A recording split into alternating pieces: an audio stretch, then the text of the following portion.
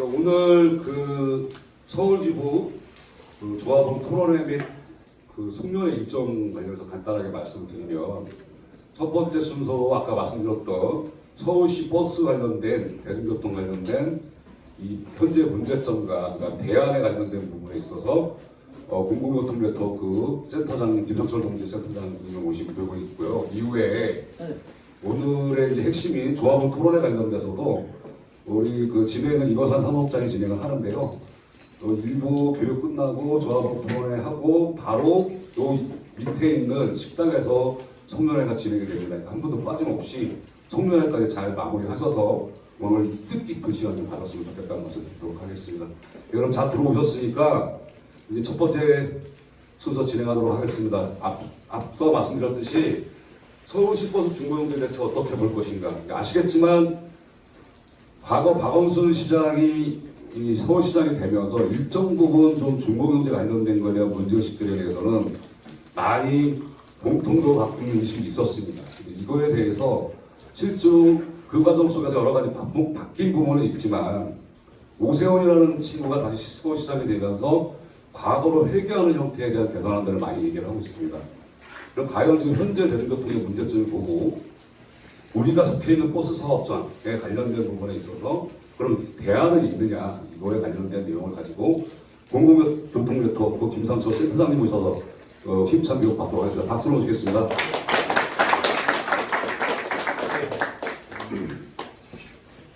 예, 반갑습니다. 이것도 되고.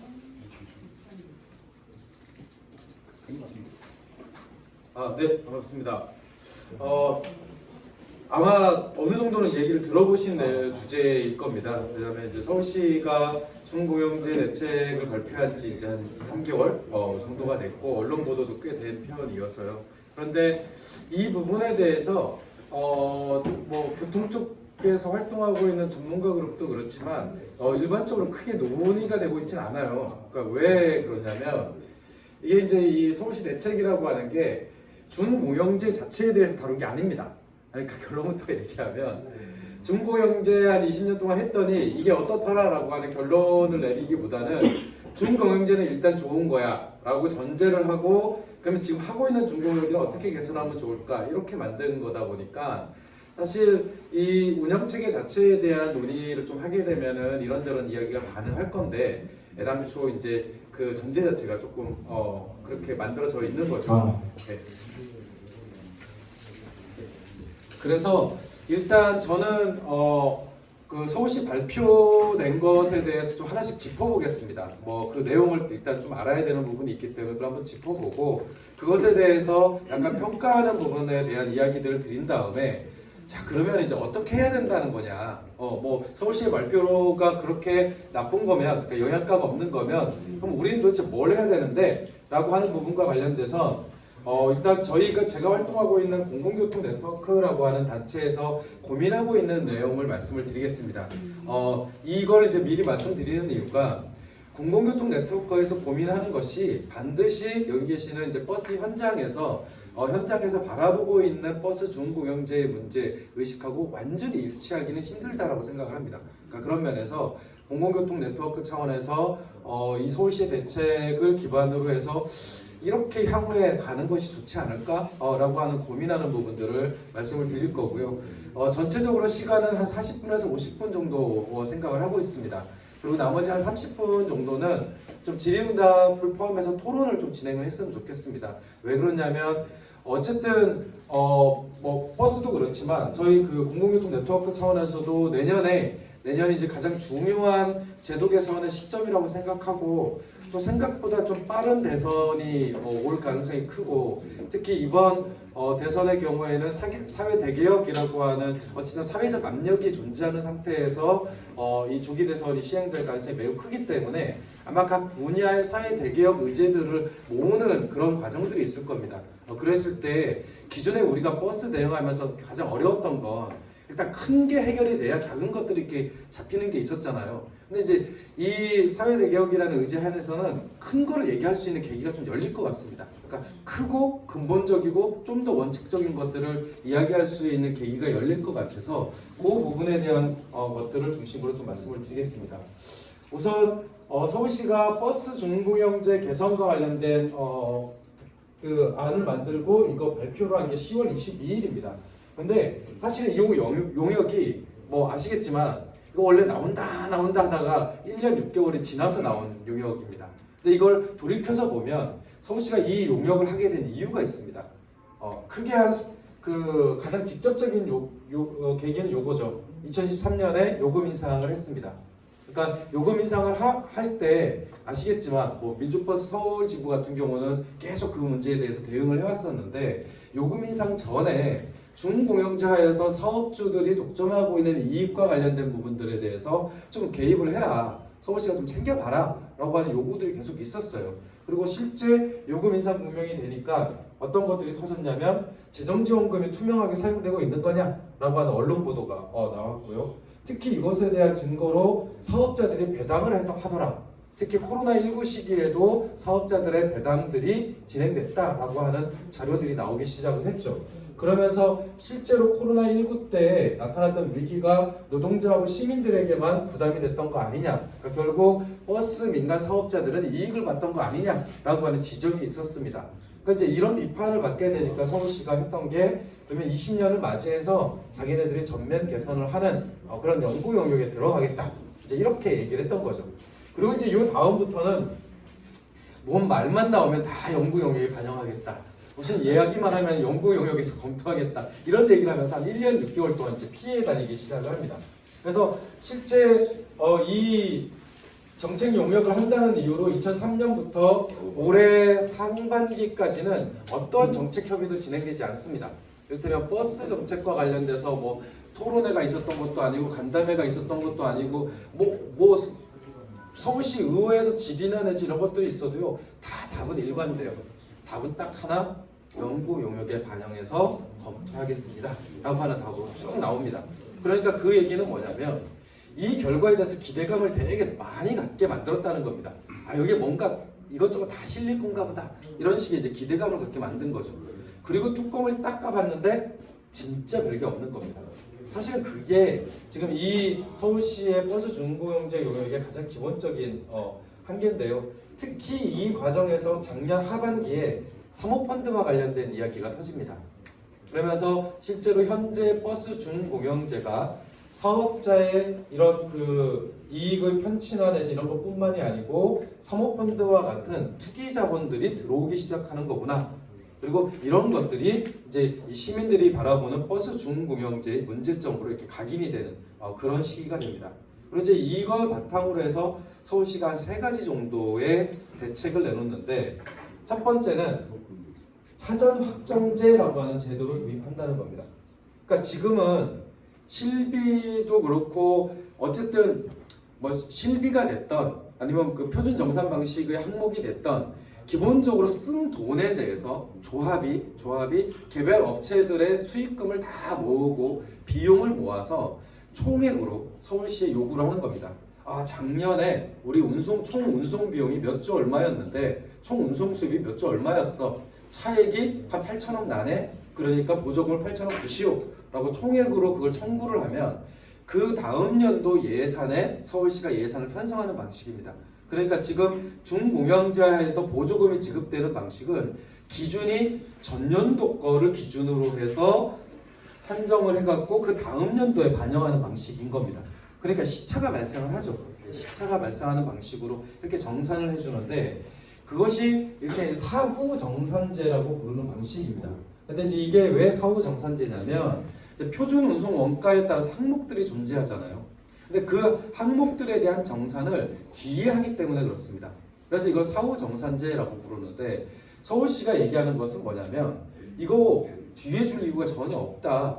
그러니까 아예 확정적으로 돈을 미리 결정을 하겠다. 이를테면 대당 뭐 65만 원 그러면 대당 65만 원 딱 정해놓고 정해놓고 그 외에 운전직 인건비나 연료비는 실비로 지급하더라도 나머지는 65만 원 다 줄게.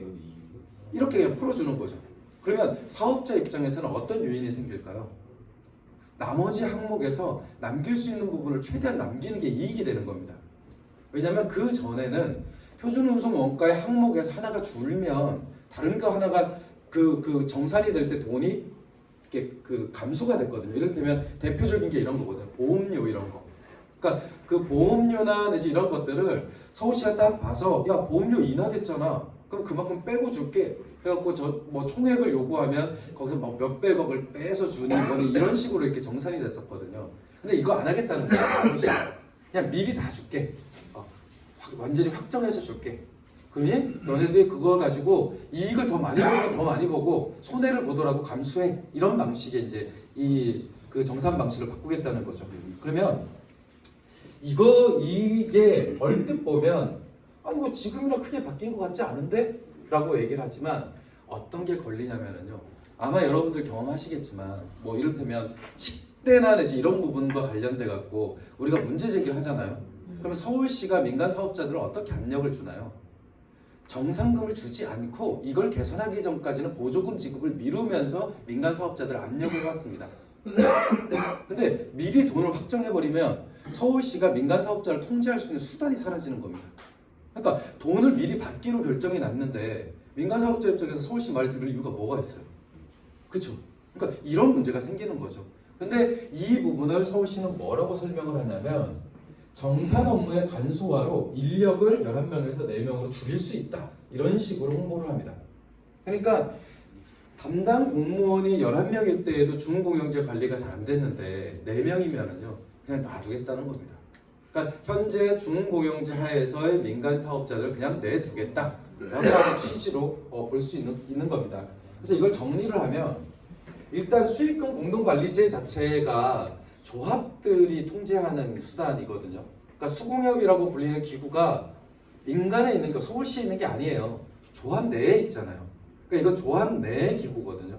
그래서 수공협 내에서 사업자들의 수익과 비용을 정산하는데 그것을 신뢰할 수가 없습니다.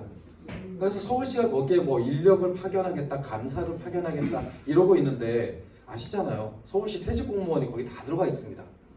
그러니까 서울시 공무원이 몇 명이 수공협에 들어간다고 해서 이게 통제가 되는 게 아닙니다. 그러니까 애당초 이 정산 문제가 핵심이 아니다라고 하는 거고요. 두 번째는 말씀드렸듯이 사전 확정제가 되면 사업자에게 나쁜 사인을 줄 수 있습니다. 왜냐하면 제가 받는 돈은 고정이 돼 있어요. 그럼 난 돈을 더 많이 남기고 싶어요. 그럼 어디서 돈을 남기려고 할까요? 인건비, 그러니까 운전직 인건비하고 연료비 빼면 나머지 항목이 다 돈을 아낄 수 있는 방법입니다. 뭐 기존에도 정비 인력 줄여갖고 그 착복을 했잖아요. 그런 방식이 더 강해질 수 있는 겁니다. 가급적이면 정비 횟수든 뭐든 아니면 부품 비용이든 뭐든 이런 것들을 최소화하면 그 차익만큼 내게 되는 거거든요. 그러니까 이런 게임이 되는 거니까 당연히 더 유리해집니다. 근데 더 재밌는 건 운전직 인건비를 제외한 나머지 인건비 항목도 다 풀립니다. 그럼 그 얘기는 뭐냐면 사업체마다 임금이 차등이 생길 수도 있습니다. 실제 관리직하고 그 다음에 그 정비직하고 그러니까 비운전직 인건비의 경우에는 완전히 풀어지는 방식인 겁니다. 그러니까 이런 구조들이 만들어질 가능성이 되게 크고요. 마지막으로는 어차피 지금 버스 담당자가 순환보직에 불과하거든요. 근데 11명에서 4명으로 줄어요. 그리고 아시겠지만 버스 담당 업무는 공무원들이 가기 싫어하는 업무 중에 하나입니다. 그러면 어떤 걸 생각해 보시면 되냐면 교통 쪽에서 가장 초짜 주무관들이 4명이 잠깐 2년 동안 버티고 있다가 다른 부서로 가는 그런 데로 전락될 가능성이 매우 큽니다. 근데 이런 사람들이 65개 사업체들을 총괄하고 관리할 수 있을까요? 불가능할 겁니다. 그러니까 사실 이 사전 확정제의 도입이라고 하는 것은 결국엔 민간 사업자하고 서울시가 그냥 타협하는 거죠. 이 정도 돈을 고정적으로 줄 테이니 좀 잘 좀 운영해 보셔 라고 하는 방식의 타협이 될 겁니다. 그리고 두 번째가 이 사모펀드와 관련된 건데 이 사모펀드가 논란이 되니까 이제 서울시가 밝힌 거는 진입 기준을 엄격하게 만들겠다. 그리고 뭐 외국계 자본 이런 것들을 통제하겠다. 그리고 뭐 2년 이상 경과된 그 경력이 있는 데만 하겠다. 뭐 이런 식으로 막 발표를 했어요. 그리고 최근에 이 조례안이 의회에 상정이 됐습니다. 근데 조례의 내용을 보니까 이제 황당한 겁니다. 뭐냐면 크게 두 가지 항목인데요. 첫 번째는 별도의 심사위원회를 구성한다.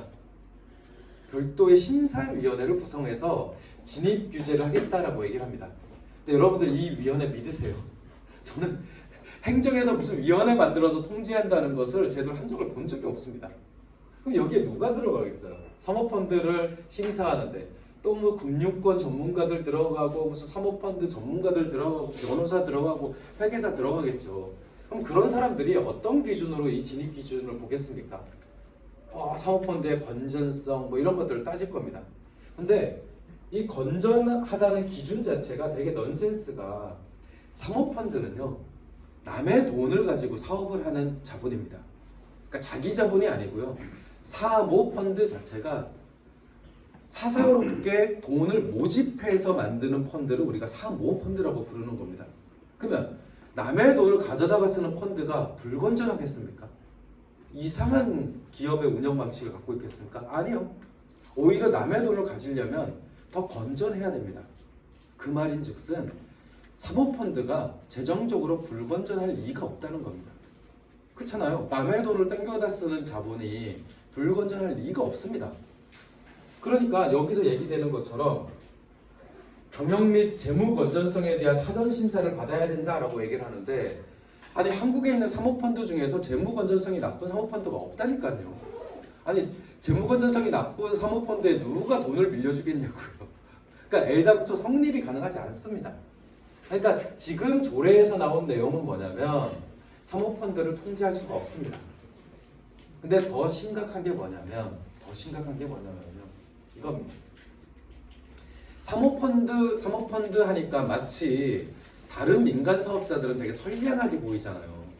저는 이제 언론 기사나 내지는 그 기자들하고 설명을 할 때도 얘기를 하는데 사모펀드의 문제는 사모펀드가 기존에 있는 민간 버스 사업자보다 더 나빠서 문제가 아닙니다. 사모펀드는 버스 산업 바깥에 있는 자본이기 때문에 여기에서 돌아야 되는 돈을 외부로 유출시키기 때문에 문제라고 하는 거지 사실 자본의 성격으로 놓고 보면 기존의 버스 사업자가 더 나쁩니다 라고 얘기를 하는 편입니다. 근데 실제로 그래요. 뭐냐면 이게 배당 성향이라는 거거든요. 보면 사모펀드가 먹은 BRT, 동아, 신길, 도원, 뭐 선일, 선진 이런 데가 한 99% 정도의 배당 성향을 보입니다. 그런데 이거보다 높은 데도 있어요. 일단 대흥 같은 경우는 121입니다. 김포 2000이 넘습니다. 여기는 완전히 자산을 다 팔아먹고 배당을 한 겁니다. 그러니까 이런 데처럼 사모펀드가 들어가 있지 않은 기존 버스 업체들도요 100% 이상 배당하는 데가 수두룩합니다. 그러니까 사모펀드 문제를 제기를 할 때 사모펀드를 문제다라고 얘기하는 게 그럼 기존 버스 사업자가 괜찮게 운영해서 얘기하는 게 절대 아니거든요. 근데 계속 서울시는 그렇게 접근을 하고 있는 겁니다. 이게 기존 버스 사업자를 보호해야 되는 문제 이런 식으로 접근을 하는 거죠. 근데 그거는 절대 사실도 아니고 맞지도 않다라고 하는 겁니다. 그래서 사실 이런 부분들이 이 서울시나 혹은 국토부에서 사모펀드 문제를 대응할 때 가장 오류가 생기는 부분이라고 저는 생각을 합니다. 그러니까 이 사모펀드가 처음 만들어지고 나서 이런 얘기도 있었죠. 화장실이 개선이 됐네, 건물 리모델링이 됐네, 이런 얘기들이 많이 있었단 말이죠. 근데 저는 그런 기자들이 물어봐요. 그래서 사모펀드가 들어와서 노동자들한테 더 좋아진 거 아닌가요? 라고 이렇게 물어보면 당연히 건물이 좋아지면 일하는 노동자들이 좋아졌죠. 하지만 사모펀드가 시설물을 개선하는 것은 노동자들을 위한 게 아닙니다. 사모펀드는 자산의 가치를 높이기 위해서 자산의 재투자를 하는 겁니다. 그러니까 건물의 리모델링을 하고 토지를 확보하는 이유는 그걸 통해서 재매각할 때 그 건물의 가치를 제대로 평가받기 위해서 하는 것이거든요. 그러니까 통상적으로 사모펀드의 유의는 그것을 되팔 때 좋게 되팔기 위한 것이지 노동자들을 위해서 그걸 개선하는 게 아닙니다. 이를테면 관리직들을 줄이는 거 당연히 개선이죠. 하지만 관리직들을 줄이는 이유가 뭘까요? 회사의 비용을 줄이면은요 더 값어치 있게 그 회사를 팔 수 있기 때문에 그렇습니다. 그러니까 기본적으로 사모펀드는 버스를 계속 하려고 하는 자본이 아니고 잘 이쁘게 관리해갖고 값을 더 붙여서 팔기 위한 자본인 거거든요. 그러니까 동기 자체가 이걸 값어치를 더 띄우기 위해서 하는 건데 그걸 마치 노동자들을 위해서 하는 것처럼 혹은 버스 산업이 개선되는 것처럼 얘기하는 건 정말 오류죠. 그래서 사모펀드와 관련된 서울시의 대책도 초점이 잘못됐다. 그러니까 방향이 아예 잘못됐다. 기존의 버스 사업자가 개판이어서 그나마 정상적으로 보이는 사모펀드가 들어오니 잘 경영하는 것처럼 보이는 건 착시 현상이지 실제로 사모펀드나 기존 버스 자본이나 거의 거기서 거기다 라고 하는 것을 놓치고 있는 요 문제가 있습니다. 마지막으로 노선 개편인데요. 이 노선 개편이야말로 저는 서울시가 한 가장 큰 거짓말이라고 생각을 합니다.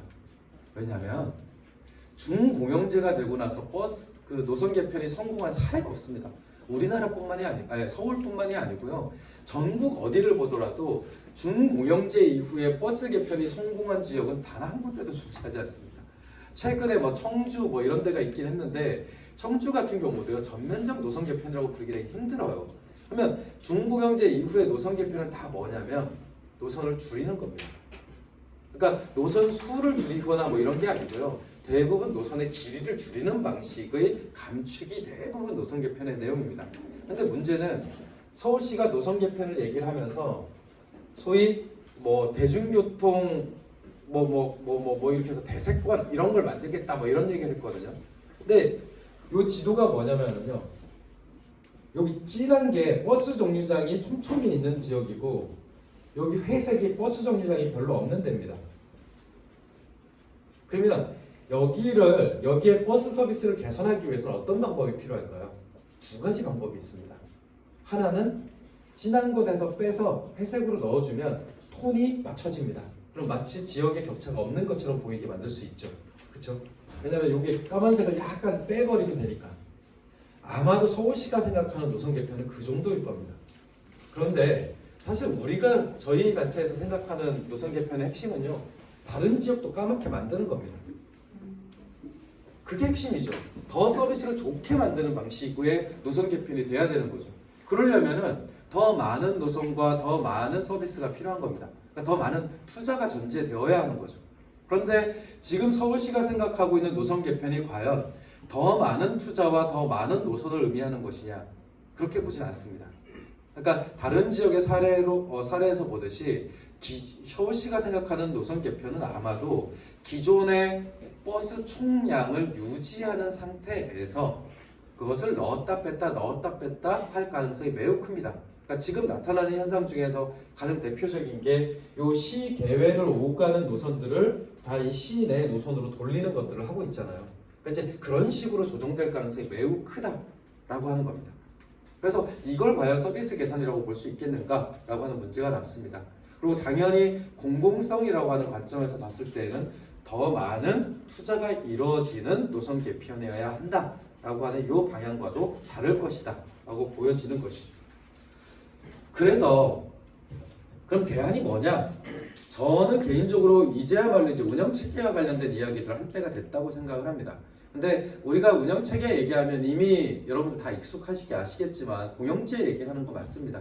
그런데 예전처럼 투박하게 공영제를 얘기하는 방식, 이를테면 기존에 있는 민간 버스 회사들을 다 공영제로 전환하자라고 하는 방식 말고 좀 더 다양한 형태의 공영제 전환 모델에 대한 고민을 좀 해야 될 것 같습니다. 이제 왜 그러냐면 이 운영 체계가 바뀌지 않으면 문제가 해결이 되지 않더라라고 하는 게 경험적으로 확인이 된 것 같습니다. 그러니까 대표적으로 창원시 사례인데요. 왜냐하면 이 창원시가 중공영제를 늦게 할 때 여기에서 자신만만했던 게 있습니다. 뭐라고 자신만만했냐면 우리는 서울처럼 안 한다. 이게 이쪽에서 이제 자신만만했던 겁니다. 실제로 그 창원시 의회 의원들도 그렇고 우리는 다 들여다보고 있다라고 얘기를 했었거든요. 그래서 서울시처럼 될 리가 없다 이렇게 얘기를 했는데 아시겠지만 최근에 창원 시내버스 업체가 실형을 받았죠. 그것도 뭘로? 임금 퇴직금 체불로. 중공영자에서 임금 체불하기 되게 힘듭니다. 왜냐하면 임금이 매번 지급이 되는데 그걸 어떻게 체불을 합니까? 그러니까 이거는 사실상 횡령을 한 거죠. 횡령을 한 겁니다. 그래서 이게 문제가 됐더니 충남 공무원이 하는 말이 버스 회사는 민간 사기업이라 모든 돈을 어떻게 지출했는지 보지는 않는다 라고 답을 했습니다. 제가 봤을 때 준공영제의 핵심은 이겁니다. 민간 사기업을 대상으로 하는 사업이라는 겁니다. 그리고 사기업인 이상 자기의 이익을 위해서 움직이는 거죠. 근데 그 이익이 기사들의 이익도 아니고요. 시민들의 이익도 아닙니다. 그러니까 어디까지나 이 민간 사기업은 사주를 중심으로 하는 자기네들의 이익을 중심으로 움직이는 조직이다. 그리고 버스 준공영제는 그것을 통제하지 못한다라고 하는 걸 보여주는 것 같습니다. 그러면 이거를 가장 단순하게 바꿀 수 있는 방법은 이 민간 사기업에게 의존되어 있는 운영체계를 전환하는 거죠. 그게 바로 운영체계를 바꾸는 문제입니다. 실제로 이 서울시 버스 준공영제를 도입했던 그러니까 2004년도 당시에 그 정책을 만들었던 서울시 공무원이 있습니다. 윤준병이라고 하는 사람이고 지금 국회의원이죠. 예, 그 정읍쪽 국회의원이 된 사람인데 이 사람이 이런 책에서 뭐라고 얘기를 했냐면 2004년도 버스업체 준공영제 실시 협약을 체결하면서 자본 잠식 업체 등에 대한 엄격한 퇴출 규정을 만들지 못했다. 그러다 보니까 밑빠진 독에 물 붓는 격에 재정 지원을 계속할 수밖에 없게 됐다라고 얘기를 합니다. 이게 이제 핵심인데요. 버스 업체의 수가 준공영제를 시작하고 나서 거의 바뀌지 않습니다. 사모펀드가 들어와서도 65개 버스 업체의 수가 줄지 않았습니다. 왜 그럴까요? 현행 준공영제는 업체당 이윤을 보장해주는 제도입니다. 제가 사모펀드입니다. 구태여 3개 회사를 샀어요. 이걸 한 개의 범위로 만들면 제 이윤은 한 번만 보장이 됩니다. 근데 제가 지주회사를 만들고 기존의 그 버스 회사 3개를 그대로 유지하면은요, A 회사, B 회사, C 회사 이윤을 딱딱딱 보장받을 수 있습니다. 누가 업체를 통합합니까? 쪼개면 쪼개지, 그쵸? 실제로 요게 현재 이 준공영제 제도가 가장 나쁜 사인을 주는 방식인 겁니다. 그러니까 원래대로라고 하면 이런 자본 잠식 업체나 이런 것들은 퇴출이 되고 그 해당 노선에 대해서 공영 노선으로 가던 아니면 기존 업체가 먹어서 더 큰 업체로 변하던 이런 시장의 변화가 자연스럽게 있었어야 되는데 2004년도에 준공영제라고 하는 제도를 하면서 기존에 말도 안 되는 기업들이 버티게 된 겁니다. 그게 지금까지 살아남게 된 거고 그게 현장에서는 굉장히 영세한 버스 업체들이 아직까지도 존속하는 이유가 되는 겁니다. 결국 이 준공영제와 관련해서는 우리뿐만이 아니고 애초에 그 정책을 만들었던 담당자도 그렇게 얘기를 하고 있다라고 하는 겁니다. 그러니까 제가 봤을 때 준공영제는 첫 단추가 잘못 끼워진 제도인 거죠. 그러니까 너무 조급하게 시행이 됐던 제도다라고 볼 수 있습니다. 그리고 이 준공영제 제도의 가장 큰 문제는 이런 거죠. 버스 운영 비용에서 요금 수입을 빼고 나머지 돈을 보조금으로 주는 구조입니다. 제가 사업자입니다. 제가 사업자면 어디 부분에 가장 주목을 할까요? 원래 일반적으로 장사를 하는 사람이면요, 여기에 주목해야 됩니다. 그렇죠? 장사꾼이면 많이 팔 생각을 해야 됩니다. 근데 지금 민간 버스 회사들이 승객이 많이 타는 것을 유도하나요? 아니요. 아마 많이 타면 싫어할걸요? 네. 왜? 그러니까 왜? 이것만 제대로 뻥튀기를 시켜 놓으면 그 운영 비용만 뻥튀기를 시켜 놓으면 보조금으로 받을 수 있는 차익을 만들어낼 수 있잖아요. 그럼 제가 사업자예요. 뭐하러 승객을 늘리려고 합니까? 힘들게. 그쵸? 이리저리 다 힘든데. 그럼 차라리 적자가 나는 거 그대로 뭉개면 그만큼의 차익을 보조금으로 받을 수 있습니다. 그러면 상식적으로 이 비용을 그럼 잘 들여다볼 수가 있어야 되겠죠. 야, 너네가 거짓말을 하는 거야, 안 하는 거야, 이런 걸 들여다볼 수 있어야 됩니다. 그런데 2004년도부터 지금까지 서울시는 개별 버스 회사의 지출 원장을 단 한 번도 본 적이 없습니다. 여기서 지출 원장이라고 하는 게 핵심입니다. 회계 자료는 봅니다. 근데 회계 자료는요, 우리 이제 그거 가계부 쓸 때 이렇게 생각하면 됩니다. 가계부 쓸 때 대략 얼마큼 들어오고 얼마큼 나가고 이걸 해서 총 잔액을 맞추잖아요. 수입과 지출 이렇게 맞추는 걸 목적으로 쓴단 말이죠. 그게 이제 회계 자료입니다. 회계 자료는 대부분 지출과 수입을 맞추기 위해서 작성하는 겁니다. 그럼 원장이라고 하는 건 뭐냐?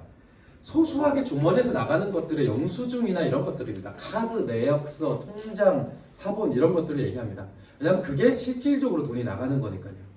근데 서울시는 단 한 번도 회계법인에서 특정한 회사의 회계 자료를 분석한 것은 봅니다. 즉 회계 자료는 보는데 그 회계 자료를 만들기 위해서 참조한 실제 지출 자료, 그러니까 즉 원자료를 본 적이 단 한 번도 없습니다. 왜냐하면 버스 회사 입장에서 그걸 낼 이유가 없습니다. 그렇죠? 굳이 그걸 왜 내야 돼요?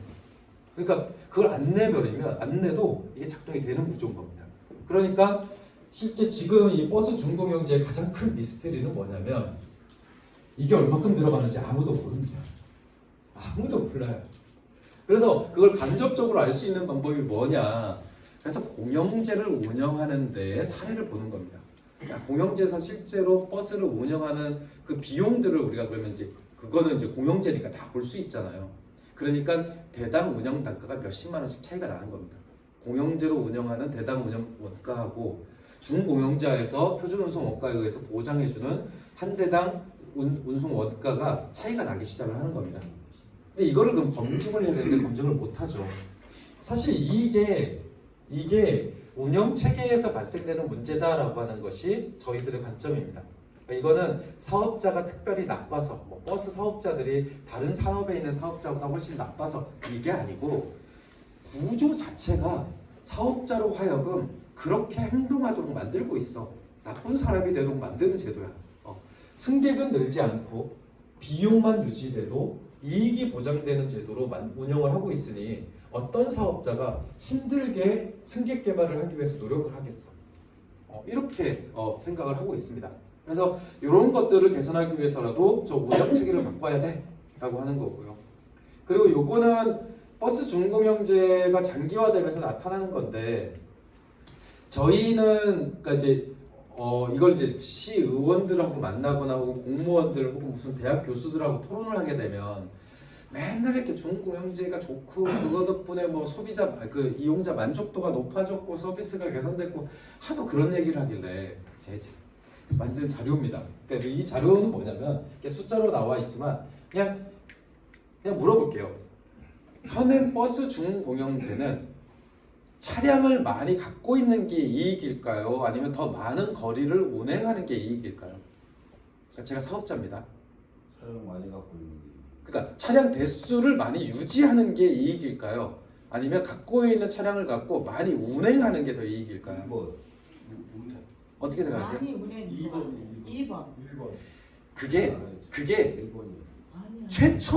최초에는 운영 비용에 따라서 보조금이 늘어나는 구조였기 때문에 운행 비용이 맞았습니다. 그런데 지금은 아닙니다. 아니라는 게 지금. 왜냐면 거기서 어떤 착시가 생기냐면요. 현행 표준 운송 원가의 정산 방식을 생각하시면 됩니다. 대당 정산 방식입니다. 대당 정산 방식인데 그 대당 정산 방식의 그 표준 원가를 측정하는 방식이 뭐냐면 평균치예요. 65개 업체가 쭉 운행한 결과를 봤습니다. 그러면 가장 낮게 그러니까 가장 비용이 덜 든 데도 있을 거고 가장 많이 든 데도 있을 거잖아요. 그걸 그냥 산술적으로 평균을 잡습니다.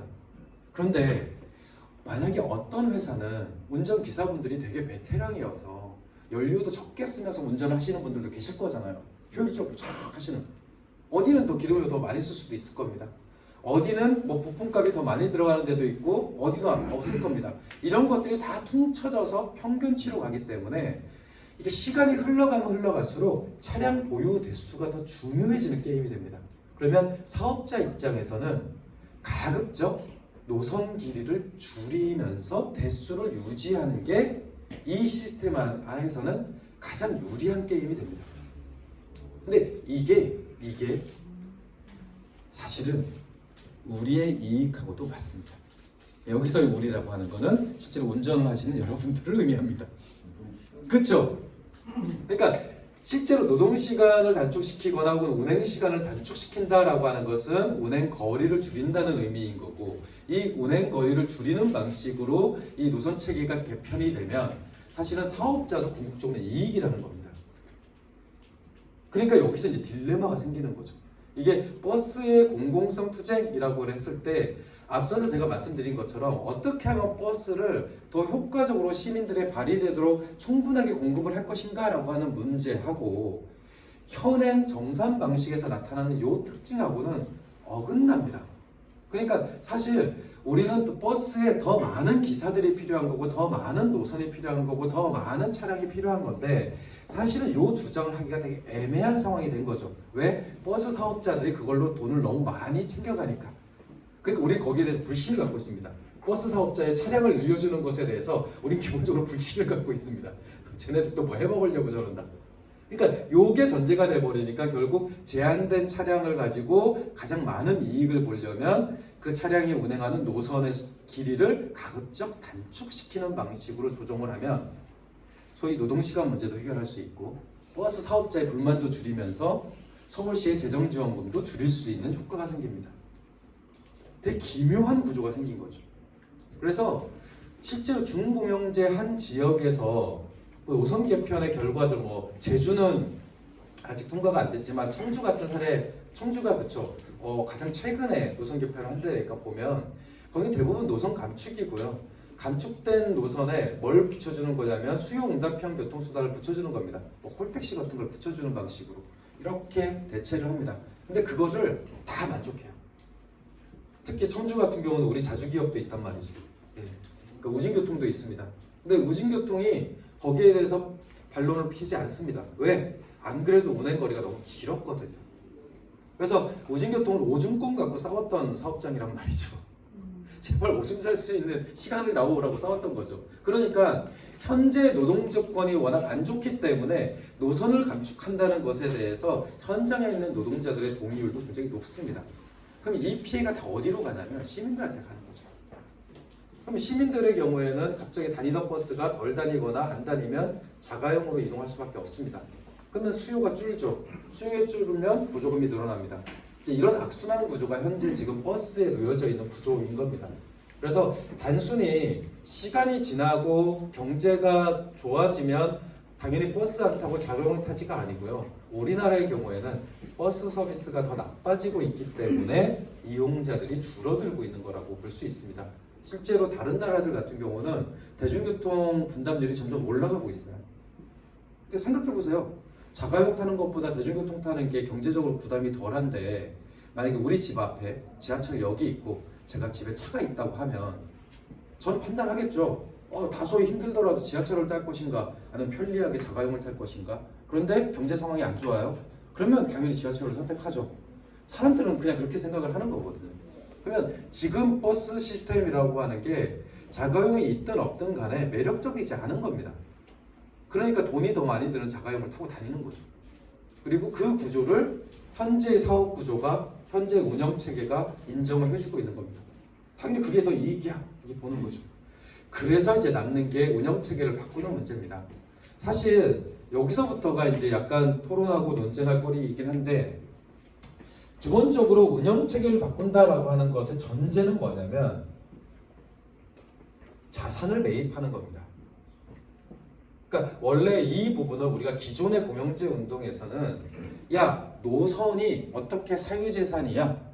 그러니까 노선은 기본적으로 공공의 재산이니까 그냥 정부나 내지는 지방정부가 의지만 있으면 공영제를 할 수 있는 거야 라고 주장을 해왔단 말이죠. 그런데 한 10년 정도 공영제 운동을 해봤더니 인정할 건 인정하자. 일단 우리나라에서 노선권은 사유재산이 맞다. 일단 거기서부터 시작을 하자. 이렇게 관점을 약간 바꿔보는 겁니다. 그러면 우리가 이제 주장할 공영제의 내용은 어떻게 하면 이 자산을 효과적으로 인수할 거냐라고 하는 개념으로 가게 됩니다.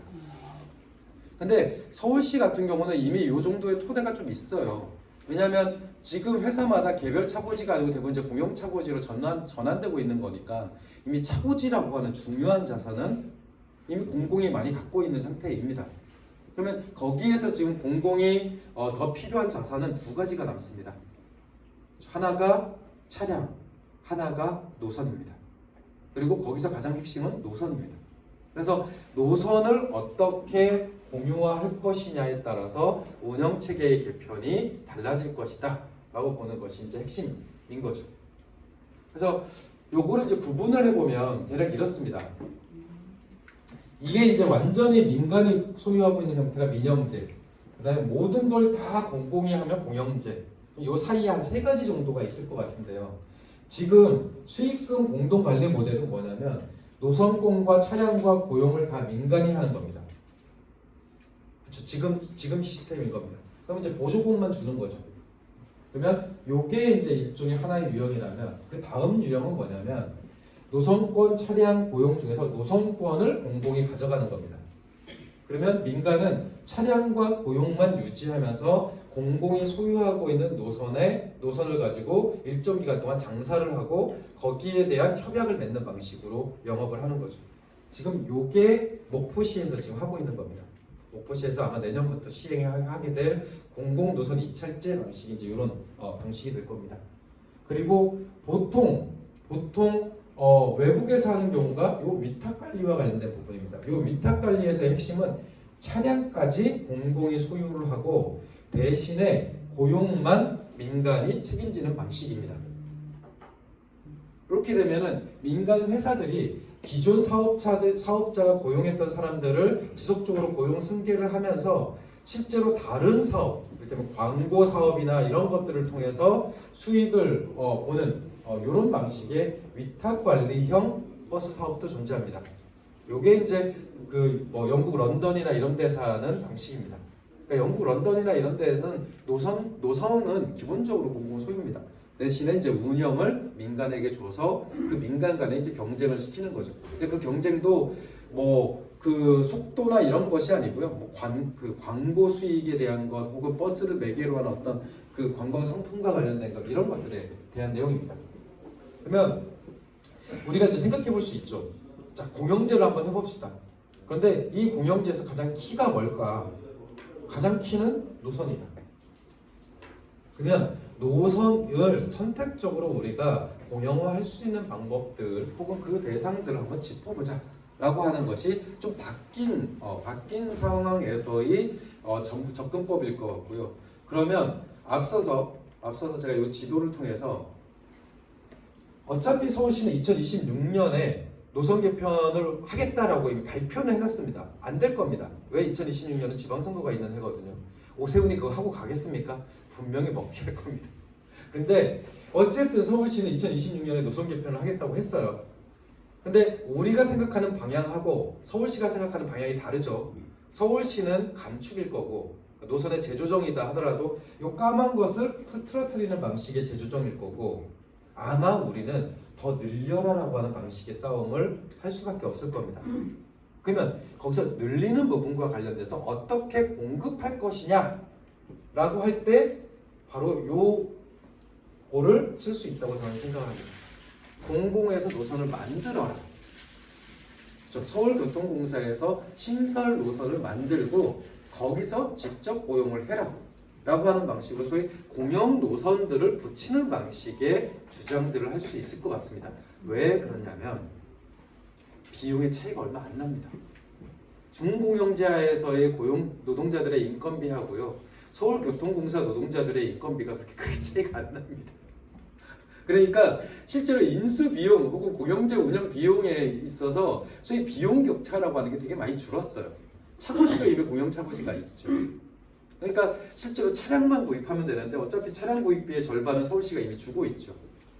그러니까 그런 것들을 고려하면 실제로 공영으로 운영하는 것과 관련된 비용 부담은 굉장히 줄었습니다. 가장 비용이 많이 드는 게 노선인데 기존 노선을 매입하면 비용이 많이 들지만 노선을 신설해버리면 괜찮은 거죠. 요 방식을 한 게 세종시 방식입니다. 세종시가 특별자치시를 만들면서 공영 노선을 만들 때 노선을 직접 만들어서 공영버스를 한 사례입니다. 그러니까 그런 방식으로 접근하는 것이 필요했다. 대신에 저는 운영 형태와 관련돼서는 좀 다양하게 고민할 수 있다고 생각을 합니다. 그때면 노동자 자주기업 형태로도 좋고 뭐 협동조합이어도 좋고 아니면 직영 고용 방식도 좋고 뭐 이렇게 생각을 하는데 어쨌든 핵심은 노선권이다. 어떻게 하면 공공의 노선권을 확보할 것이냐라고 하는 것이 핵심이다라고 생각을 하고요. 특히 상황이나 이런 것들은 굉장히 좋습니다. 어떤 거냐면 지금 전국적으로 교통 문제에 대한 관심이 굉장히 높아졌습니다. 뭐 지역마다 버스 싸움이 없는 데가 없고요. 특히 이제 그 버스 싸움이 그냥 끝나는 게 아니고 지민들 무슨 대책이 이런 거 만들어지는 것도 되게 많습니다. 그런데 그것보다 더 중요한 게 정치적으로 교통 문제가 굉장히 우선순위에 올라갔습니다. 그러니까 우리가 예전에는 이 버스 문제 다루려면 의원들 쫓아다니고 막 정당들의 무슨 정책 제안서 쓰고 막 그래도 그 사람들이 이게 도대체 뭔 얘기야 하고 막 고개를 갸웃갸웃대고 그랬잖아요. 요즘은 그렇지 않습니다. 왜냐하면 지역 현장에서는 특히 시민들은 교통 문제에 굉장히 관심이 많아졌습니다. 그래서 실제 올해 총선을 앞두고 소위 기후 총선을 만들자 그래갖고 전국에 있는 3만 명을 대상으로 설문조사를 했는데요. 어느 정도로 주장이 나오냐면 이를테면 차량 등록을 제한하자라고 하는 주장입니다. 그러니까 즉 자가용을 줄이자라고 하는 주장에 찬성이 56.6%가 나옵니다. 그렇죠? 내연 자동차를 판매를 중단하자라고 하는 주장에 63.8%가 찬성입니다. 동의합니다. 네, 그러니까 이것에 대한 시민들의 동의가 굉장히 높아졌어요. 근데 여기에 반대급부가 뭔지 아세요?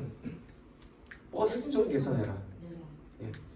버스 문제가 엄청나게 많은 요구들이 있습니다.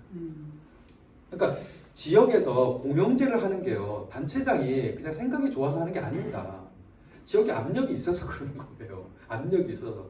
목포만 하더라도 목포시장이 그거 하고 싶어서 한 거 아니거든요. 지역에서 하도 싸우니까 한 겁니다. 그러니까 기본적으로 버스와 관련돼서 정책이 변화하는 요 계기는 제가 알건데 과거 어느 때보다 가장 좋은 환경인 건 틀림이 없습니다.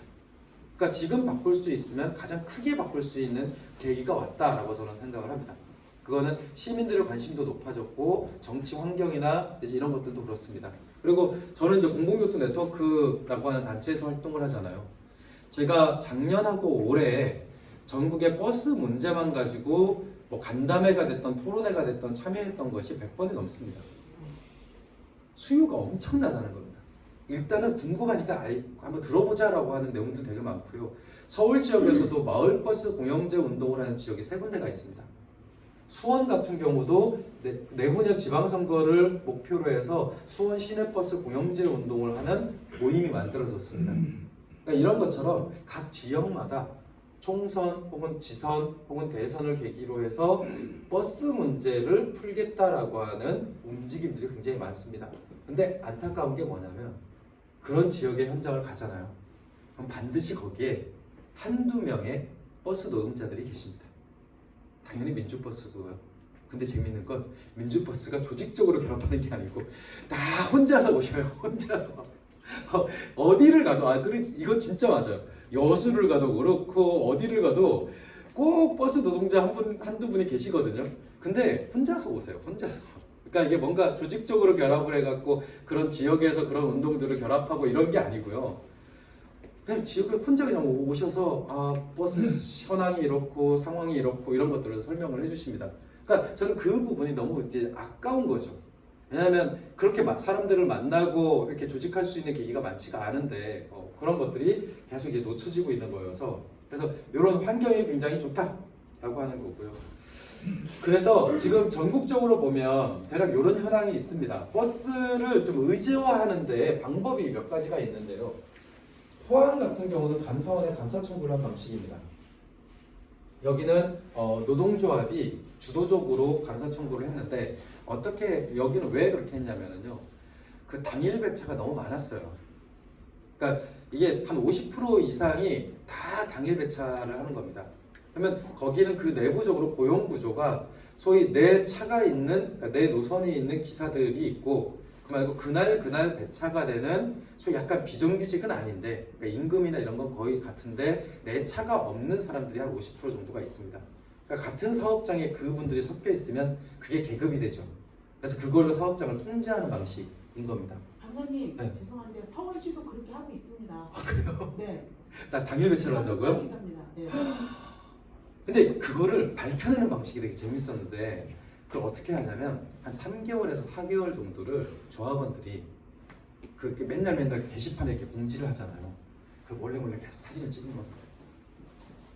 사진을 찍어서 그걸 한 3개월치를 모아서 감사원에 낸 거죠.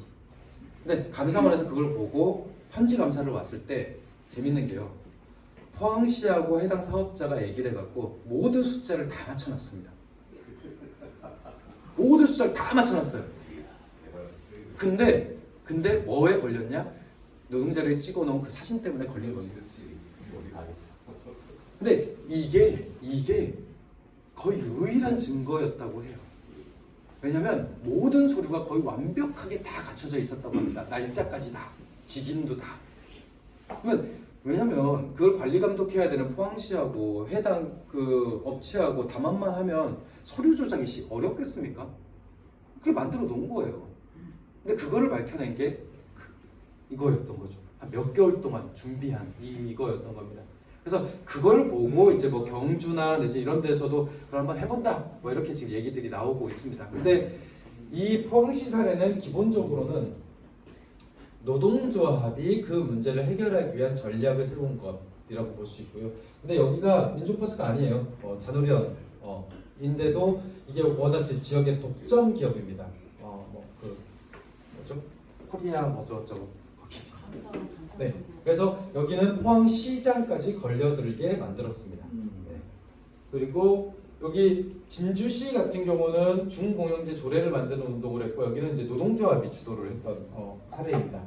그리고 여기 안동 같은 경우는 지역 조직이 있습니다. 근데 여기 안동은 지역의 그 진보정당 정치인이 대중교통이 편리한 안동시 만들기 이런 시민단체를 만들어서 활동을 합니다.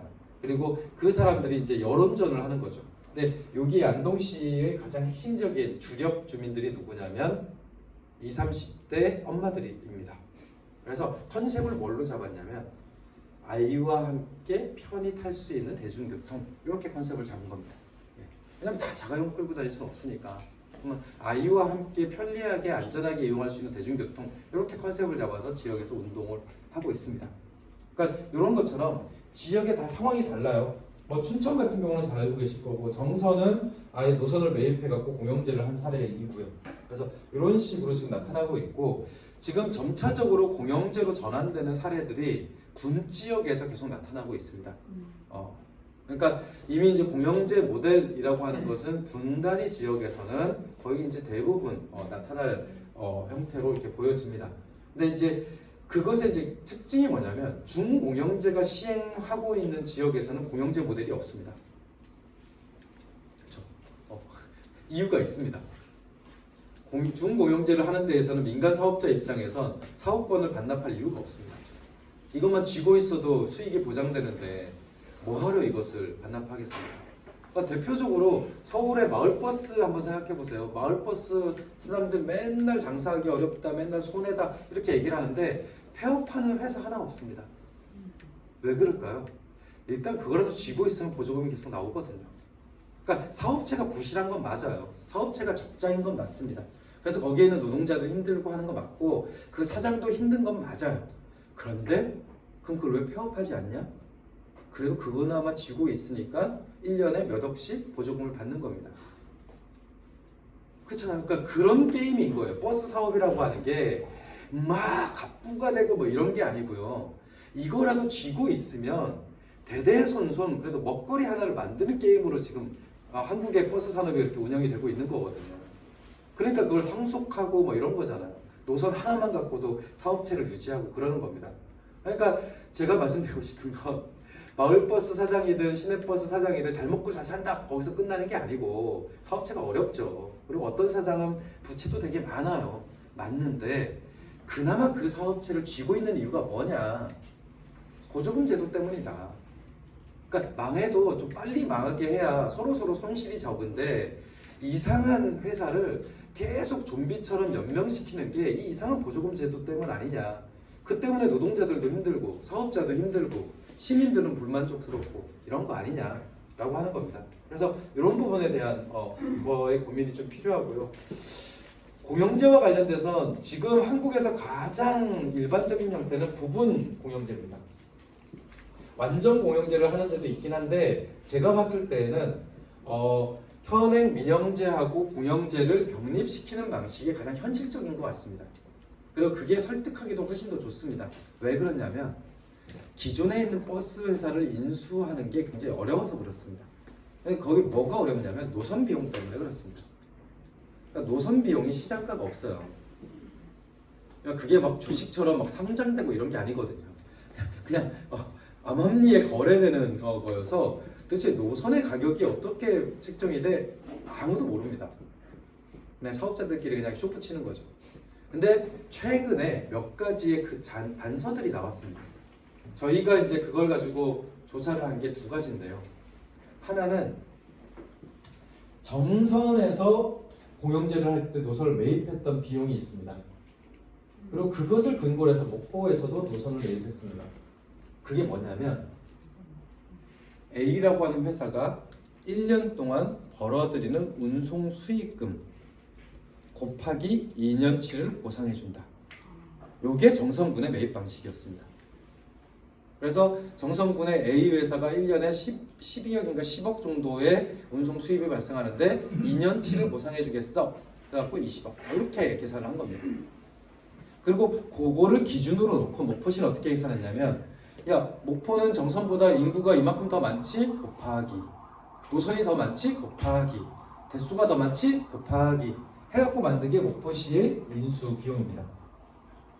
그러니까 요거를 기준으로 해서 현재 사모펀드가 팔겠다라고 하는 버스 회사가 지금 그러니까 사모펀드가 갖고 있는 버스 회사가 지금 이렇게 있거든요. 요게 언젠가는 팔릴 회사입니다. 저 사모펀드는 기본적으로 버스를 계속 할 회사가 아니니까 요건 언젠가 팔릴 거야 라고 생각을 하면 여기에 있는 노선부터 공영으로 인수를 한다고 했을 때 비용이 얼마나 들까를 계산해 본 겁니다. 정선 목포시 방식으로 계산을 해본 겁니다. 그래서 BRT가 8개, 그 다음에 동화가 10개, 신길이 7개, 그래서 현행 노선 개수대로 해서 운송 수입을 잡고 이 운송 수입을 기준으로 해서 2년치를 만들어 놓은 게 이겁니다. 그래서 한국 BRT 같은 경우는 정선 방식대로 매입을 하면 530억이면 저 BRT 노선 다 할 수 있습니다. 그리고 동화운송은 716억, 신길은 410억 이렇게 숫자가 나옵니다. 선일은 194억 이렇게 나오고요. 근데 요거가 일종의 하나의 기준이라면 또 하나의 기준이 있죠. 기존의 사모펀드가 기존 회사를 샀을 거 아니에요.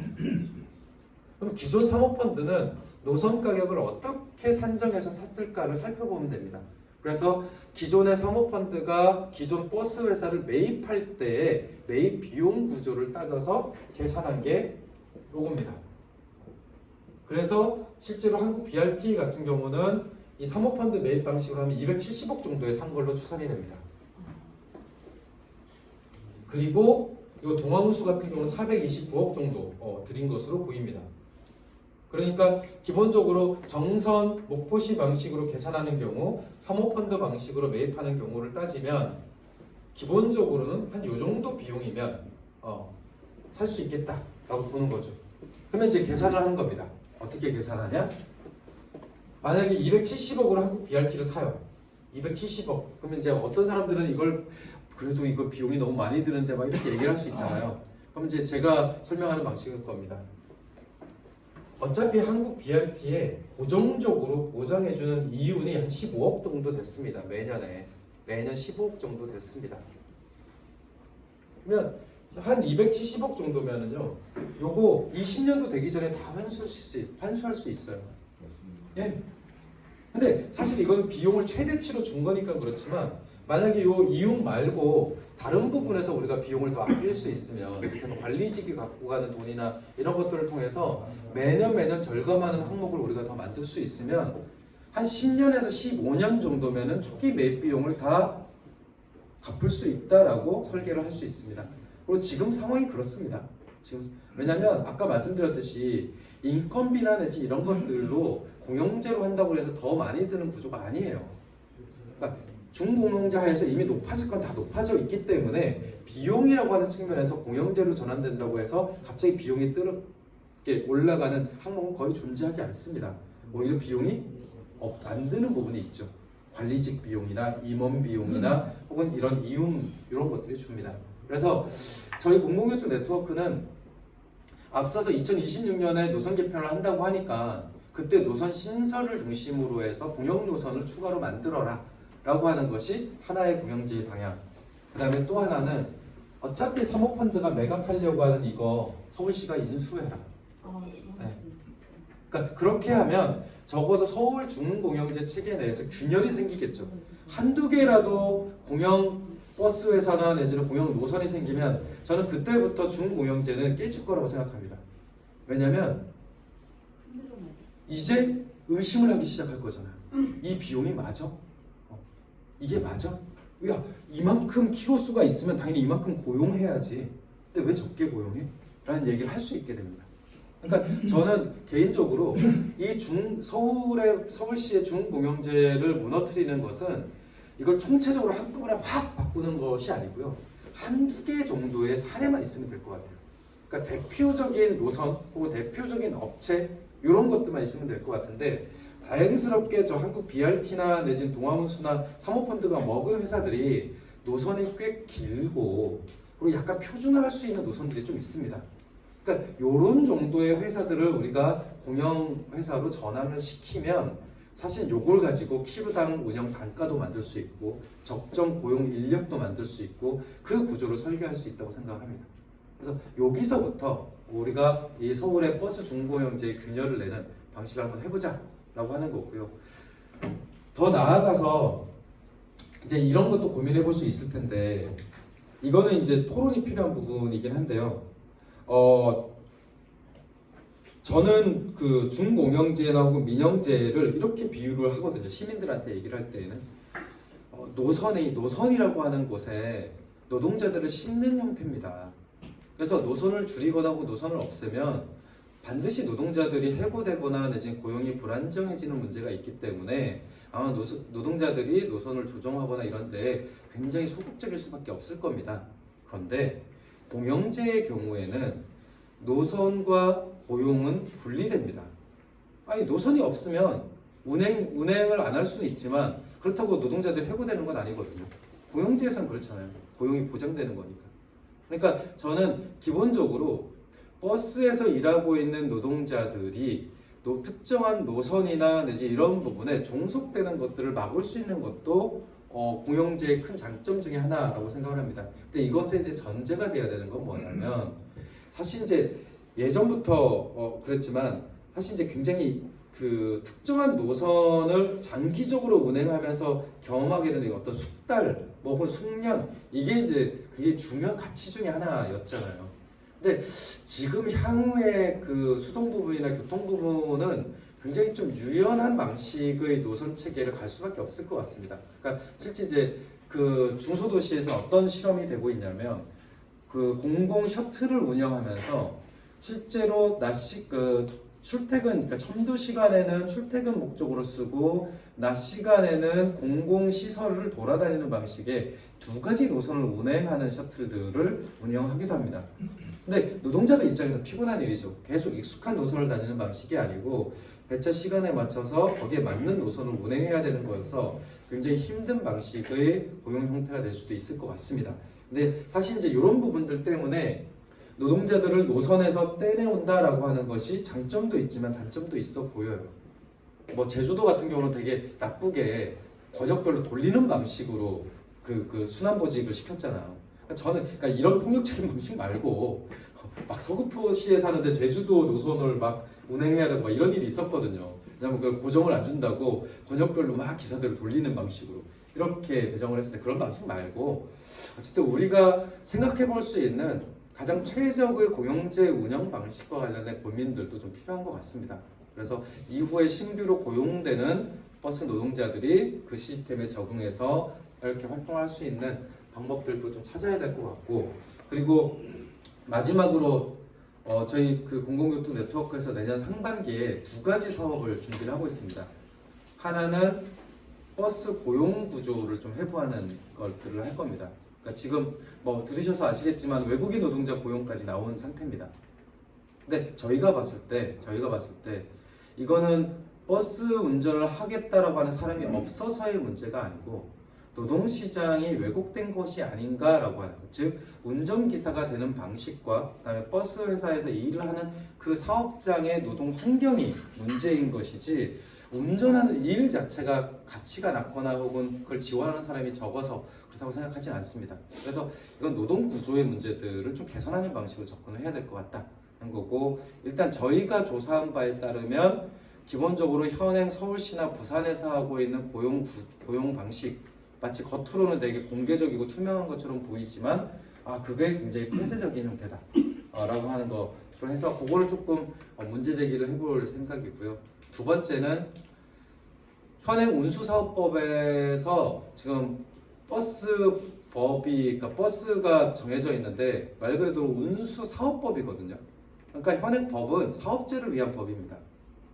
거기에 노동자 얘기, 시민 얘기 하나도 안 나옵니다. 여객자동차 운수사업법에는 진짜 사업자법이거든요. 네. 진짜 공감합니다. 네.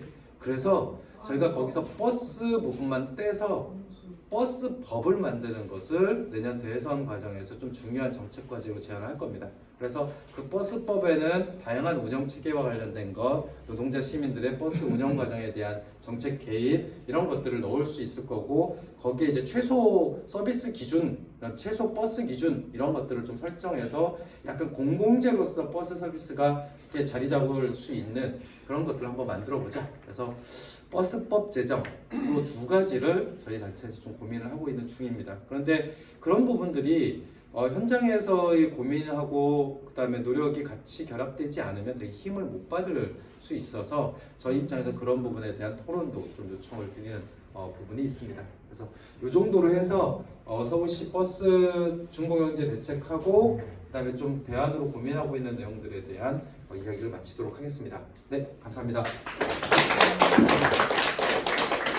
질문 있으신가요? 강의 중에 네. 그 질문 좀. 네, 질문 토론 다 좋습니다. 질문이 있는데 진짜. 네. 네네. 해주십시오. 제가 좀 얘기를 좀 길게 해도 괜찮겠습니까? 상관없습니다. 네. 한 50분 정도까지만 네. 제 시간을 쓰겠습니다. 제가 이게 대중교통 이 서비스 유래가 선생님 강사님도 아시겠지만 그 노태우 정권의 6.25 민주화선언 이후에 해외 여행이 이제 그 쉽게 말하면 대가리에 똥만 찬 것들이 돈만 있으면 누구나 해외 여행 갈 수 있는 그런 환경이 열려 있었습니다. 그죠? 그러다 보니까 외국에 나가서 외국의 문화를 접하고 그러다 보니까 완전히 뭐 차이점을 느끼는 거거든요, 시민들이. 그 대표적인 표본은 일본인데, 일본을 제가 인터넷 같은데 그 모니터링을 제가 굉장히 많이 하고요. 2004년도에 제가 일본을 직접 다녀온 사람입니다. 네. 동해운수의 그 안건모 씨라고 혹시 아시나요? 네, 알고 있습니다. 네, 그분하고 저하고 이제 같이 하는데, 일본 동경에 가시면은, 일본 뭐 오사카나 동경 같은 데 가시면은, 물론 버스 기사들이 친절하고 우리나라처럼 막 이렇게 난폭하지 않고 막 그렇습니다. 그런데 강사님도 아시다시피 거기 가면은 불법 주정차가 없고요. 실제 일본들은 질서 의식이 높아서 차선 변경할 이유가 없어요, 버스가. 그리고 근무 시간도 OECD 회원국 중에서 우리나라 노동 시간은 멕시코 다음으로 제일 긴데, 아시아 국가에서 OECD 회원국 중에서 일본이 제일 짧습니다. 일본 시내버스 운전기사가 서울로 말하면 동경인데, 우리는 새벽 4시에 차착을 나오지만 걔들은 BRT 시 외곽을 뛰는 버스 외에는 시내버스는 5시 반이 첫 차예요. 우리보다 1시간 반 늦게 시작합니다. 그리고 일일 2교대 우리 서울하고 똑같은데 근무 방식은 걔들은 밤 9시에 막차가 나와요. 그래서 12시는 다 종결됩니다. 시내버스가. 근데 우리나라는 새벽 2시까지 운행하지 않습니까? 그렇죠. 그리고 오죽하면 외국 관광객들이 대한민국 서울에는 막 새벽 2시까지 버스가 다닌다 이런 말이 나오겠어요. 그런 근무 시간이 너무 길고 근무 환경이 너무 열악한 그리고 우리는 22일 한 달에 22일이면 근무해야 되지만 걔들은 한 달에 20일밖에 안 돼요. 근무 일수가. 그런데 그런 거를 시민들이 그런 걸 모르잖아요. 그냥 껍데기만 보고 있는 거잖아요. 기사들이 친절하더라. 근데 우리나라 버스 기사도 여기 앉아 계신 분들이나 저나 일본 동경 시내버스 기사들과 똑같은 환경을 제공해주면 저희가 그렇게 시민들한테 그렇게 불편하게 할 이유가 없죠. 맞습니다. 그런 것들을 자꾸 이게 시민들한테 알려야 되는데 그러면 시민들이 시민 의식도 저는 문제라고 봐요. 그런 걸 갖다 그 껍데기만 보고 와가지고 왜 우리나라는 이 버스가 이렇게 난폭하고 불친절하냐.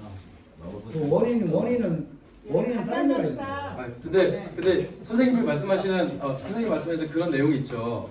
저는 이제 진짜 그 누구라도 붙잡고 얘기를 하고 싶은데 기자들조차도 이해시키기가 너무 힘듭니다. 한국의 버스 시스템을 이해시키기가 굉장히 힘들거든요. 그러니까 저는 그래서 어떤 시스템?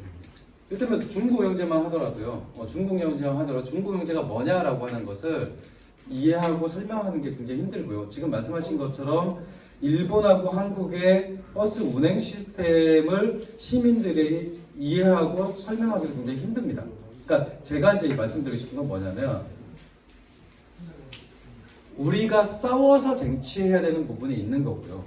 근데 시민들이 구태여 몰라도 그것을 경험적으로 체감하도록 하는 방법이 있는 것 같아요. 근데 저는 버스 운영 시스템이야말로 구태여 시민들이 모든 제도나 내지 법을 잘 알아야 될 이유는 없을 것 같습니다.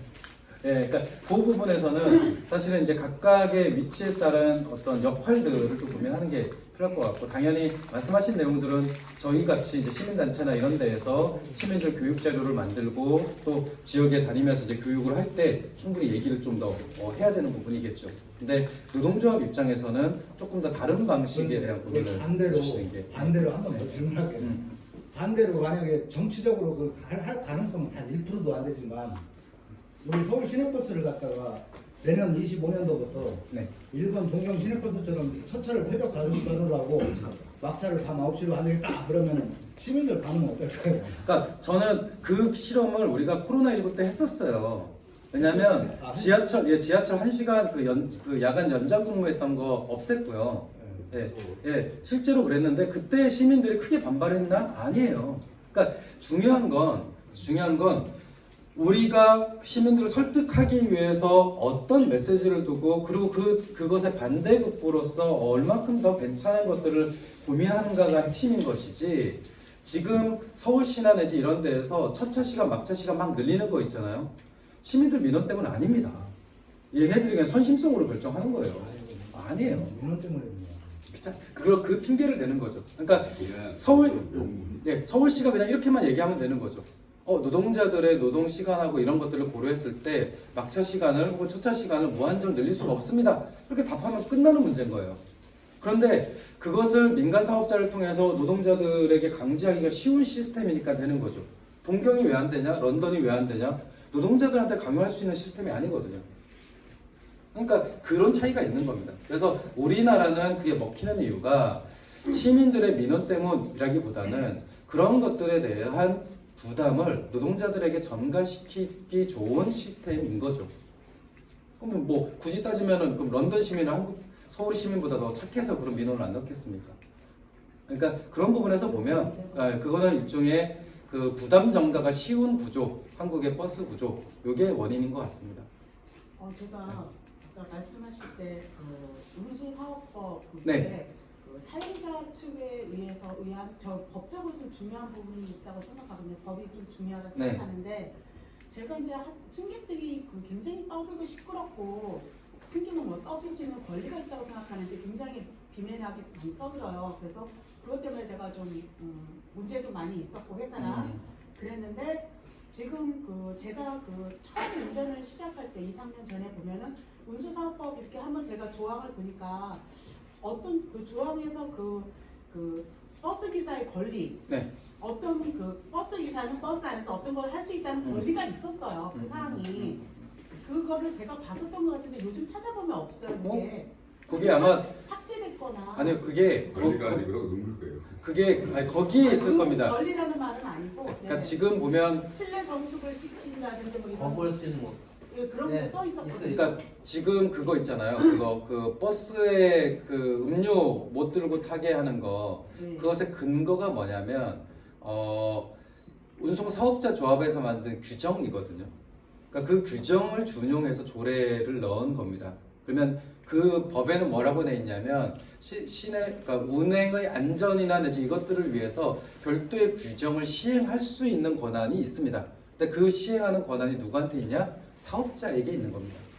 그러니까 아까 말씀하신 그 이런 운수사업법이 그런 사업 실축의 법이라는 게 제가 진짜 공감하는 이유가 그 법을 제가 좀 저도 많이 좀 읽어봤어요. 읽어봤는데 그 버스 기사의 권리라든지 이런 것에 대해서는 하나 써있지가 않아요.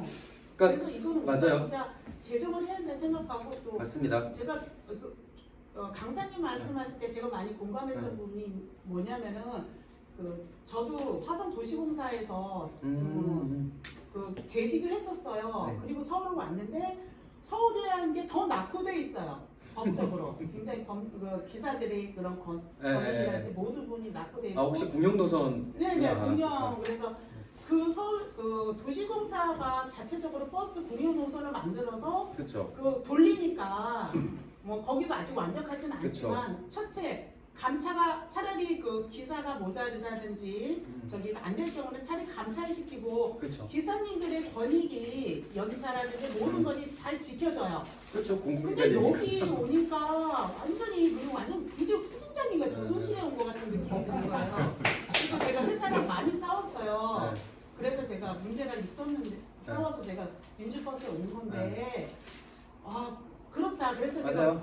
제가 되게 공감하는 부분이 저기 그리고 저기 마을버스에 저기 마을버스를 화성도시공사가 자체적으로 노선도 만들고요. 네, 맞아요. 그리고 또 노선에 대한 권한이 있어요. 화성시가. 맞아요. 그리고 그다음에 화성도시공사 자체가 다 운행을 못하니까 마을버스 하나를 에다가 위탁 업체를 시켜요. 네. 그런 식으로 관리를 하고 또 그 노선 새로운 노선들 예를 들어서 뭐 화성시로만 개발되는데 많이 이렇게 그 버스 타 업체는 가지 않는 그런 노선들을 라든지 괜찮은 노선은 화성시에서 도시공사에 이름을 하고 노선을 맞아요. 만들어 버리는 거예요. 그런 것도 있죠. 예, 그리고 운영하다가 굉장히 또 안 유리한 되면 거예요. 없애기도 하고. 예, 그렇죠. 네. 유리한 네. 거예요. 그리고 그래서 되게 말씀 중에 그래서 공감하는 부분이 고민은 예. 이런 거죠. 그러니까 버스법을 만들게 되면, 그러니까 우리가 이용 승객하고 소비자하고 그 다음에 직원의 관계로 굳이 만날 이유가 없거든요. 왜냐하면 우리는 공공 서비스 안에서 사실 되게 동등한 입장이고 역할만 다른 것뿐인데, 그러면 지금은 그러니까 저는 그렇게 생각합니다. 공공시설을 이용하는 사람들에 대한 시민교육도 저는 필요하다고 생각해요. 그렇죠. 당연히 그것을 이용하는 사람들에 대해서 이거는 기사의 권리로서 보장할 문제가 아니고요. 그것을 이용하는 시민으로서 스스로 생각해야 되는 문제들인 거죠. 그런데 실제 예전에는 그게 좀 있었던 것 같은데 요즘에는 거의 이제 그 이용하는 사람들에 대해서 뭐라고 하는 것 자체를 되게 금기시하고 있는 것 같습니다. 네. 왜 그러냐면 그게 서비스 평가 항목이거든요. 그러니까 가급적 이용하는 사람을 건들지 않는 방식으로 이 운영 방식이 바뀐 거죠. 근데 저는 그거 되게 나쁜 방식이라고 생각을 해요. 그러니까 지하철도 그렇고 버스도 그렇고 공공장소의 경우에는 그걸 이용하는 사람들에게 적절하게 의무와 권한을 명시하는 게 저는 필요하다고 보고, 그런 면에서 버스법을 따로 만들면 거기에 운전하는 분들은 당연히 어떤 권한을 가져야 되냐면 안전과 관련된 결정 권한을 현장에서 운전하는 사람이 갖도록 만들어주는 게 핵심이라고 생각합니다. 그러니까 만약에 차량의 안전 운행 때문에 배차 시간을 어긴다라고 했을 때 당연히 그게 면책이 돼야 되지 않겠습니까? 그러니까 사실 이런 것들에 대한 근거가 없어요. 그러니까 실제로 기사분들의, 그러니까 노동자들에 대한 권리 보장은 승객을 향하는 것보다는 이 버스를 통제할 수 있는 나의 권리라고 하는 것들이 일단 1차적으로 훨씬 더 중요할 것 같습니다. 네, 그래서 그런 부분들을 버스법 논의를 하면서 우리가 현장에서 느낀 부분, 그 다음에 시민들에게 제공할 수 있는 부분, 그 다음에 그걸 통해서 서울시나 내지는 행정기관이 쓸 수 있는 권한과 관련된 부분들, 이런 것들을 조금 가름마를 좀 타놓는 게 필요할 것 같고, 특히 마을버스는 심각한 게 뭐냐면요, 서울시가 자치구 마을버스를 너무 심각하게 통제해요. 그러니까 자치구가 권한이 별로 없거든요. 그러니까 이게 뭐냐면 자치구 차원에서 공영 마을버스를 하고 싶어하는 데가 두 군데가 있습니다. 근데 회사를 못 만들어요. 왜냐하면 서울시가 허가를 안 내줘서. 그래서 이 권한 구조도 좀 바꿔야 됩니다. 뭐 청주 같은 경우 마을버스 요금 올랐거든요. 근데 재밌는 게 청주시에서 올린 게 아니에요. 충청북도에서 올린 겁니다. 그러니까 요금 인상 권한을 도가 갖고 있어요. 그러니까 이런 것처럼 이 시스템이 뭔가 이상합니다. 현재 지금 이 버스의 시스템이. 그리고 만약에 지방자치단체장이 버스 사업자에게 개선 명령이나 이런 걸 내잖아요. 그럼 이 버스 사업자가 불복을 할 때 어디로 불복을 하는 줄 아세요? 국토부 장관에게 불복할 수 있게 돼 있습니다. 그러니까 내가 아무리 의지를 갖고 개선 명령 내리고 막 뭔가를 강하게 조치하잖아요. 버스 사업자가 쪼르르르 국토부로 가갖고 저쪽에서 날 괴롭혀요 해갖고 청원을 넣잖아요. 그러면 한 3, 4개월 동안 그거 해야 됩니다. 그거 거의 대질신문 하듯이 이 청문을 거쳐야 돼요. 이게 지금 현재 운수사업법에 있는 내용입니다. 그러니까 지방자치단체장 입장에서는 건들지 못해요. 민간사업자를. 끄떡하면 소송 걸고 끄떡하면 뭐 이의 제기하고 끄떡하면 뭐 한다라고 계속 해버리니까 할 수 있는 게 거의 없습니다. 그래서 이거 아니다. 이건 법은 완전히 뜯어 고쳐야 되겠다. 네, 이런 생각을 하고 있습니다. 우리나라가 이 대중교통이 보면은 이게 정치권들이 맞아요. 정치인들이 정치적으로 많이 이용하는 것 같아요. 예. 정치적으로 맞아요. 그러니까 오죽하면은 지역의 버스 회사 사장들이 지역의 정치인들의 후원회장인 경우가 되게 많거든요. 네, 그래서 이거를 당장 힘으로 꺾을 수는 없다. 그러면 이제 우리 전략은 뭐냐? 일단 눈에 보이는 것, 중요해 보이는 것, 그거부터 하나씩 도미노 넘기듯이 조금씩 넘겨가는 방식으로 해서 이 환경이 더 이상 거스릴 수 없는 분위기를 좀 만들어서 훅 넘어가는 이런 전략들을 좀 고민해야 되지 않는가. 이제 시간 없으신가요? 네. 저도 할 말이 좀 있는데. 네. 네. 그 질문까지만. 선생님까지만. 네. 아까 이제 그 버스 회사들 사업자들이요. 네. 수익을 내는 방식 구조 네. 이게 과거에는 은행 횟수를 늘리는 방식이었었는데 네. 지금은 인가 대수를 보유하거나 늘리는 것이 네. 그 사업자 수익을 네. 보장하고 이익을 네. 창출하는 방식이라고 했잖아요. 네. 그런데 지금 서울시에서 새로운 노선이 생기고 없어지고 하는 아까 말씀하셨던 그런 게 지금 저희 K리그로 배원역에서도 엄청 활발히 네네. 일어나고 있어요. 네. 근데 저희 이제 노동자 입장에서는 회사에서 탕수를 어떻게든 늘리려고 굉장히 기를 쓰거든요. 그래도 많아요. 그래요. 근데 노동자 입장에서는 그러면 아까 말씀하셨던 이게 탕수를 늘린다고 해서 자기네들의 이익이 새로 창출되는 것도 아닌데 그건 막 휴식 시간도 막 안 줘가면서 아니면은 최소화해가면서 탕수를 엄청 늘리려고 노력을 하거든요. 이거에 이유는 대한 뭡니까, 진짜? 대책 세상에 이 이유는 어떤 뭐예요? 것이 네. 있을지 두 가지 네. 두 가지가 있는데요. 그게 네. 뭐냐면 하는 법상 그 10% 정도에 대해서는 운행 계획을 변동할 수 있는 그게 있잖아요. 매뉴얼에 나와. 네, 근데 그게 학설이 있습니다. 하나는 개별 노선당 10%다라고 하는 학설이 있고 또 어떤 학설은 그 회사 전체 노선의 10%다라고 하는 학설이 있습니다. 그러면 첫 번째 동기는 뭐냐? 만약에 특정 탕수를 늘릴 요인이 있으면 어디를 줄일 이유가 있는 겁니다. 10% 내에서 그걸 관리를 하려면. 그러니까 그거는 그래서 개별 하나씩 볼 게 아니고 그걸 한 회사 이렇게 통으로 봐야 되는 부분이 있고요. 그래서 어디가 늘어나면 이게 다른 데도 늘어나는지를 한번 같이 봐야 될 필요가 있고, 근데 그게 아니고 어디는 느는데 어디가 준다라고 하면 그건 법인이 이걸 배치를 하는구나. 어디를 줄이는 건데 이걸 너무 많이 줄이면 10% 범위를 넘어서니까 이걸 이쪽에 줘갖고 전체 운행 횟수를 맞추는구나. 이렇게 볼 수 있겠고요. 두 번째는 운송 수익 관리와 관련된 욕심이 있으면 그럴 수 있습니다. 물론 다 카드로 결제를 하는 방식이기 때문에 카드로 결제하는 방식이기 때문에 예전처럼 현금을 이렇게 편취하거나 이런 일은 없는데 운송 수익이나 운행 수익이 어느 정도 돼야 자산 가치를 유지할 수 있는 요인이 생깁니다. 그러니까 만약에 그 노선이 어떤 노선인지 모르겠으나 그 회사 입장에서 핵심 노선이야라고 생각을 하잖아요. 핵심 노선이야라고 생각하면 수익 그 총량을 유지시키려고 하는 요인이 있습니다. 왜? 이것의 자산 가치를 유지시켜야 되거든요. 근데 만약에 갑자기 운송 수입이 뚝뚝 떨어져요. 그럼 노선 가치가 떨어지는 개념이고 노선 가치가 떨어지면 나중에 은행에서 차입금을 빌리거나 할 때 그 가치가 떨어질 수 있습니다. 그래서 핵심적인 노선의 경우에는 가급적 손님이 덜 타는 것이 생기면 탕수를 늘리는 방식으로 유인이 생깁니다. 왜? 운송 수입을 맞추려고. 그러니까 그건 한번 판단을 해봐야 될 것 같습니다. 제가 네. 이제 그 어쨌든 버스 관련해서 네. 운영상의 어떤 개선이나 정책 개선, 그 다음에 어떤 서비스 개선 이런 거에 대해서 연구하시고 네. 그런 거 저거 하시는 분이잖아요. 네네네.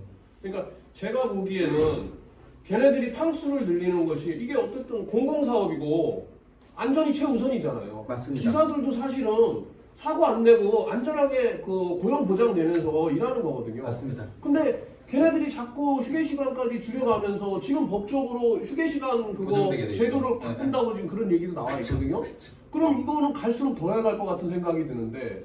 그거 한꺼번에 바꿔야 합니다. 네. 그런데 어쨌든 이게 그 탕수를 자꾸 늘리는 것이 결국은 이제 서비스하고 관련이 되는 거죠. 버스 기사들은 쉬는 시간이 적고 밥 먹는 시간이 줄고 이러니까 점점 속도가 빨라지고 난폭해지고 친절도가 떨어지고 이런 문제가 생기는 거거든요. 근데 이게 휴게 시간이 보장이 되고 과속을 안 할 수 있는 여건을 만들어 그러니까 놔야 되는데 그 부분 관련돼서는 네. 저희랑 한번 공동 사업을 한번 해보면 어떨까 싶은데, 그러니까 그 지금 선생님이 그러니까 운행하시는 노선도 그렇고 아마 여기 이제 각자 노선을 운행하시는 분들이 계실 텐데 몇 개의 노선만이라 하더라도 우리 입장에서 가장 안전하고 노동자들한테도 괜찮은 방식의 운행 횟수를 계산하는 것들의 그 작업을 한번 해보면 좋겠어요. 그러니까 그게 뭐냐면 표준화라고 하는 건데 실제로 지금 서울시 같은 경우는요, 서울시나 혹은 공공기관은 기본적으로 운행 계획을 짤 때 어떻게 짜냐면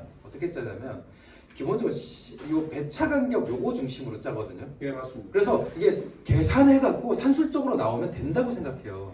그러니까 현재 직접 운전하는 사람, 도로 환경을 잘 아는 사람 입장에서는 그것조차도 되게 무리해서 맞춘 건데 라고 생각을 하지만 서류에서 보는 사람 입장에서는 야 저쪽 노선을 보니까 이거는 5, 6분도 가능한데 이건 왜 그게 안 돼?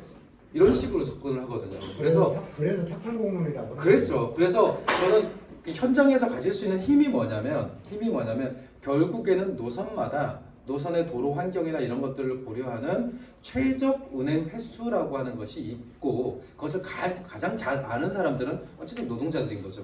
그래서 저는 지금 말씀하신 그 노선 같은 경우는 직접 공개하기가 힘들면 그것과 유사한 노선이라 하더라도 우리 기사의 관점에서 봤을 때 이런 노선의 경우에는 최적 운행 횟수가 최대치로 뽑아봤자 몇 회 정도가 나온다. 그 이유는 뭐 차고지에 들어가서 이것을 정비할 때의 이동 시간, 그 다음에 법에서 보장되는 휴게 시간, 뭐 이런 것들 쭉 계산해 갖고 그런 일종의 최적 배차 시간과 관련된 기준을 우리가 만약에 제시를 하면 저희 단체는 그걸 들고 저희 국토부를 만나든 아니면 뭐 시의회를 만나든 그래서 조례에 별표로 그걸 넣거나 이런 식으로 제안을 할 수 있죠. 그러니까 저는 그게 우리의 힘이라고 생각합니다. 그러니까 말씀드린 탁상 공론을 벗어날 수 있는 유일한 방법은요, 우리가 갖고 있는 현장 지식인 거죠. 그래서 만약에 가능하면 특히 선생님 같은 경우는 재밌는 게 저 그 아까 포항시 사례 말씀드렸잖아요. 포항시 같은 경우는 그러니까 포항시 노동조합은 그 바디캠을 차고 이렇게 운전을 하신대요. 왜냐하면 내가 운행하는 모습을 보여주려고 기록으로 남겨서 내가 이렇게 난폭 운전을 할 수밖에 없다라고 하는 것을 이 바디캠을 통해서 이렇게 영상을 촬영하는 거예요. 근데 저는 이런 전략도 나쁘지 않다고 생각합니다. 그러니까 시민들의 관점에서는 한 번 타고 내리는 거지만 운전기사 입장에서는 하루에 몇 번이고 A에서 B까지 계속 왕복하는 거잖아요. 근데 저는 이것들을 요즘 같은 시대에 누가 말로 설명합니까? 차라리 그런 것들을 영상 작업이나 이런 것들을 통해서 가시적으로 보여주면 된다고 생각합니다. 특히 아까 이제 가로주차 이런 얘기도 하셨는데 사실 그것들 시민들이 모르는 건 아니에요. 근데 그게 큰 영향을 끼칠까 이렇게 생각을 한단 말이죠.